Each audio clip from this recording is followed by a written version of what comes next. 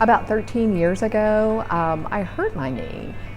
Did a little meniscus tear, and thought I'd done it on the other knee before, and you eventually work through it, maybe do some physical therapy. Basically 13 years went by before I decided to do something about it. Of course, I could say every year it got worse, but really every day it got worse. So I did my research, and I ended up going to see Dr. Saadi.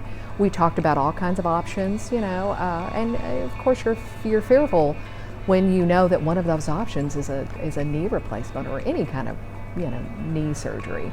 And after we studied my x-rays and told him my history, he said, the best course for you would be a total knee. She came and was referred to me after a long, very, very prolonged period of time limping and dealing with the symptoms of osteoarthritis, which she knew she had. We took a look at her knee, which was fairly straightforward in terms of the amount of arthritis. It wasn't anything that I don't see on a regular basis.